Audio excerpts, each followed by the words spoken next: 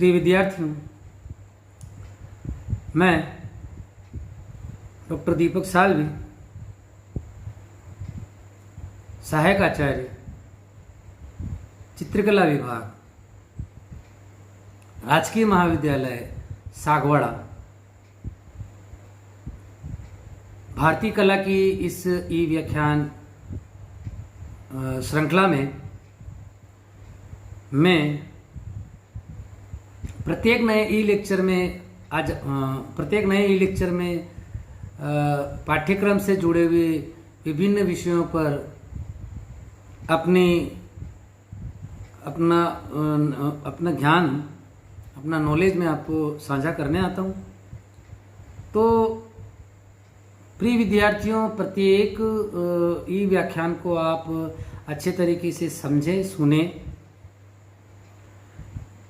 यदि आपको किसी प्रकार की किसी भी ई व्याख्यान में कोई समस्या है या मेरे पीडीएफ नोट्स समझने में कोई समस्या है, तो आप निश्चित रूप से मेरे को आपकी समस्याओं से अवगत करा सकते हैं।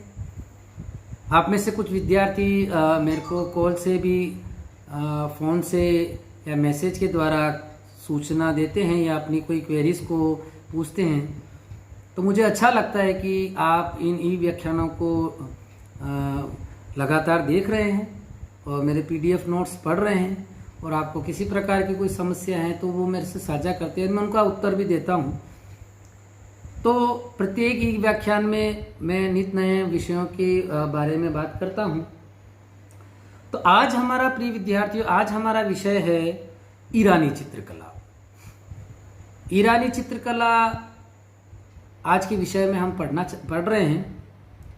तो प्रिय विद्यार्थियों, ईरानी चित्रकला पढ़ने के पीछे यह उद्देश्य है कि आगे का एक और अध्याय है मुगल चित्रकला। तो मुगल चित्रकला जो है वो ईरानी चित्रशैली से काफ़ी प्रभावित रही है। तो हमें मुगल चित्रकला शैली से पढ़ने के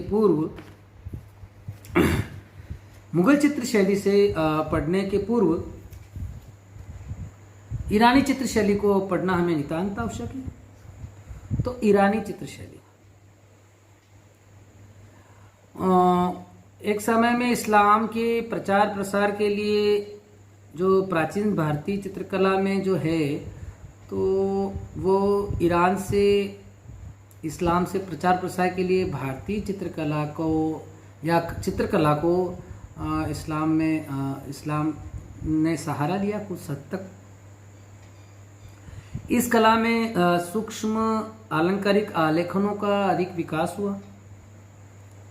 प्रारंभ में ईरानी चित्रकार आकृति चित्रण के प्रति उदासीन रहे, किंतु धीरे धीरे यह परिपाटी टूटने लगी और फूल पत्तियों, पशु पक्षियों तथा बाद में मानवाकृतियों का अंकन भी हमें देखने को मिला। 15वीं सदी के उत्तरार्ध में अंत में हिरात कलम का चित्रकार बिहजाद था, जिसने समस्त देशी विदेशी कला तत्वों एवं कलाकारों से प्रेरणा लेकर चित्रण कार्य किया। भारत में अकबर से पूर्व जितने भी शासक हुए, उनमें सब में दरबारी चित्रकार प्रायः ईरानी शैली में ही कार्य करते थे। तो मुगल चित्रकला के बारे में हमको जानने से पहले ईरानी चित्रशैली का एक संक्षिप्त परिचय हमें देखना चाहिए और प्रमुख विशेषताओं के बारे में अवगत होना चाहिए। रेखा ईरानी कला पर प्राचीन भारतीय कला, अजंता तथा चीनी कला से प्रभावित रही है। इसके साथ साथ इस्लामी सूक्ष्म नक्काशी के अलंकरणों का भी इसमें प्रभाव हुआ और ईरानी चित्रकला रेखा प्रदान हो गई।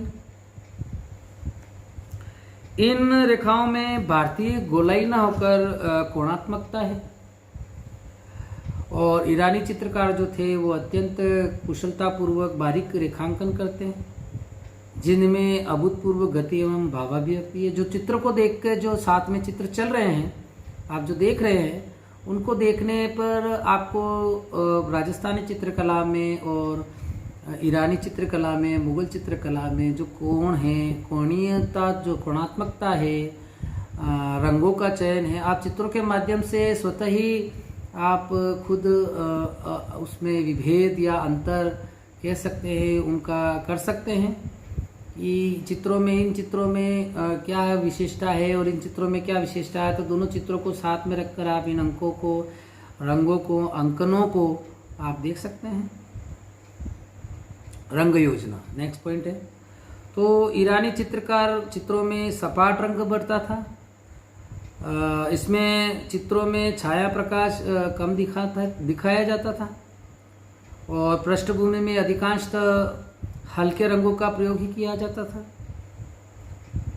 नेक्स्ट है अलंकरण प्रधान। तो ईरानी चित्रों में अभिव्यक्ति की अपेक्षा अलंकारिकता का पुट अधिक देखने को मिलता है। मानवाकृतियों के वस्त्रों में सिकुड़नों आदि में स्वाभाविकता न होकर अलंकारिक सौंदर्य दिखाई देता है।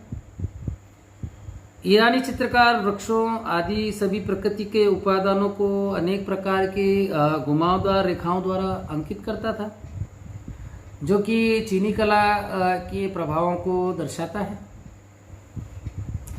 अगला आपका बिंदु है मानवाकृतियाँ। तो ईरानी चित्रों में जो मानवाकृतियाँ वो कोमलता और नाजुकता के भाव के साथ में चित्रित की गई है। उनके चेहरे छोटे तथा प्राय गोल अथवा 1.25 चश्मे के बनाए गए हैं। पतली गर्दन, छोटी छोटी आंखें, पतली लंबी नाक, फूले हुए गाल तथा गोल चिबुक का अंकन हुआ है और गठनशीलता का अभाव है। और उनके केश विन्यास, दाढ़ी मूंछों एवं वस्त्रों से अलग स्त्री पुरुषों की बनावटों से हम अंतर कर सकते हैं। मोटे मोटे रूप से स्त्री और पुरुष की आकृतियां लगभग एक समान बनाई गई है, किंतु अंतर जो बताया था कि दाढ़ी मूंछों से हम अंतर विभेद कर सकते हैं। चित्राकृतियों को प्राय लंबा चोगा तथा पगड़ी पहने हुए अंकित किया गया है और 15वीं सदी के आसपास इसमें कुल्लेदार साफे का भी चित्रण हुआ है। नेक्स्ट पॉइंट है आपका हाशिए।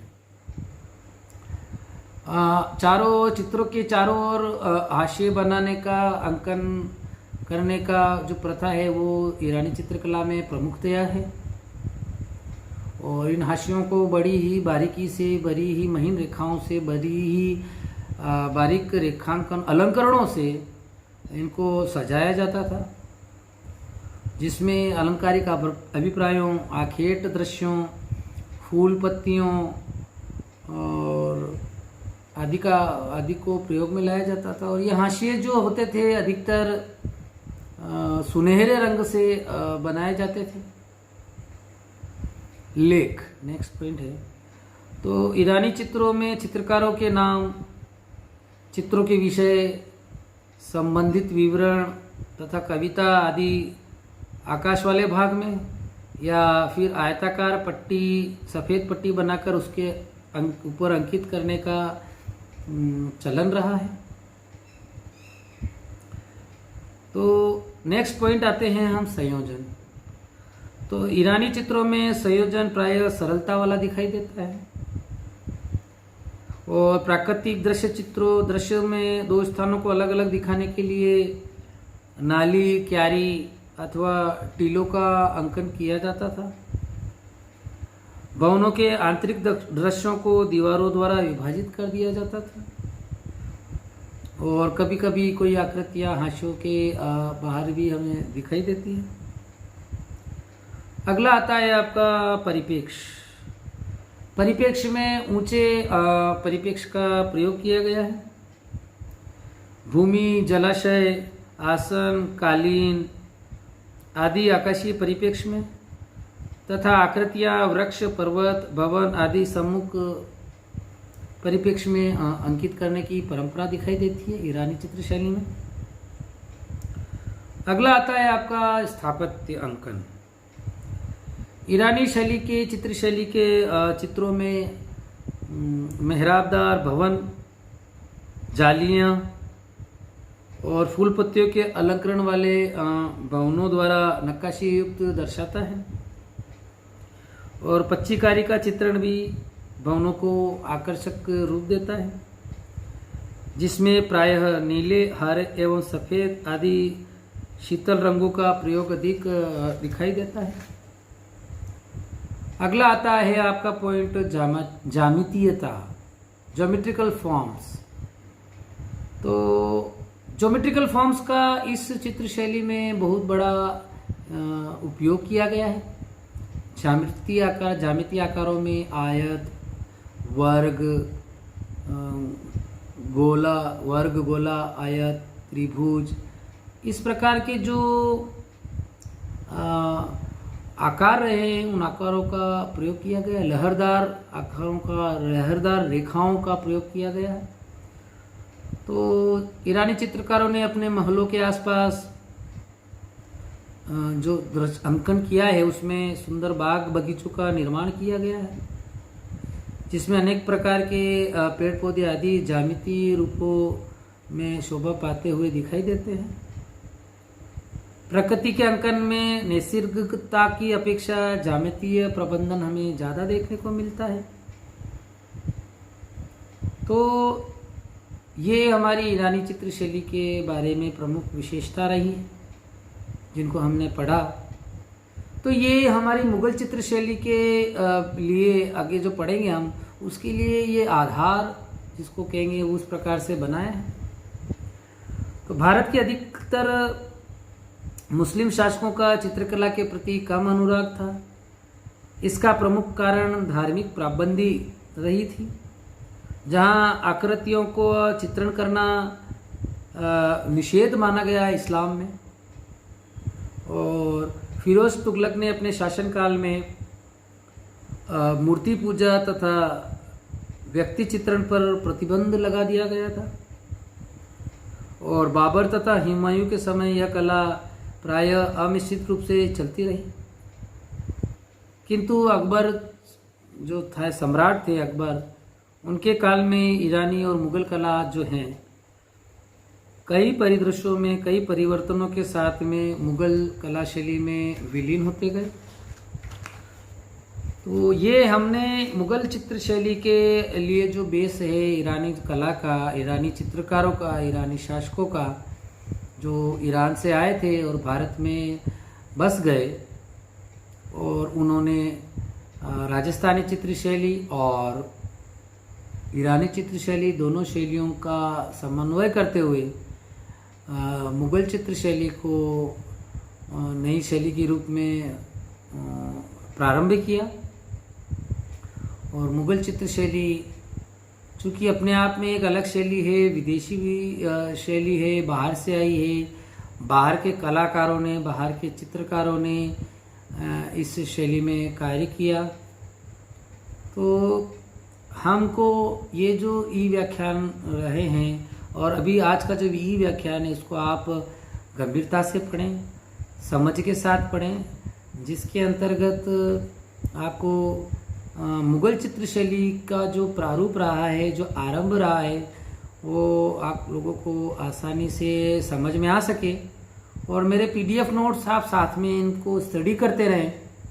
और ये जो मैं फोटोग्राफ्स जो आप देख रहे हैं, इन फोटोग्राफ्स का एवोल्यूशन, आप मूल्यांकन, अंतर विभेद देखते रहें, तो निश्चित रूप से आपको बहुत सारी नई नई विशेषताओं के बारे में भी पता लगेगा। क्योंकि चित्रकला एक ऐसा विषय है कि एक चित्र 1000 शब्दों के बराबर है। इसी प्रकार से आप ये जो मैं चित्र बता रहा हूँ मेरे पीडीएफ नोट्स में जो मैंने आपको दिए हैं, उन चित्रों को भी आप मिलान करते रहें, देखते रहें कौन सा चित्र का संयोजन किस प्रकार है, राजस्थानी चित्रशैली में किन रंगों का प्रयोग हुआ है। तो ये जो स्लाइड्स आप देख रहे हैं, कलर्स आप देख रहे हैं, चित्रों को देख रहे हैं, तो निस्संदेह आपको स्वतः ही कुछ अंतर नज़र आएंगे। मैं आपको केवल एक दिशा को बता सकता हूँ। और भी आपकी किसी प्रकार की कोई क्वेरीज है तो आप मुझसे संपर्क कर सकते हैं। इसी आशा के साथ में धन्यवाद।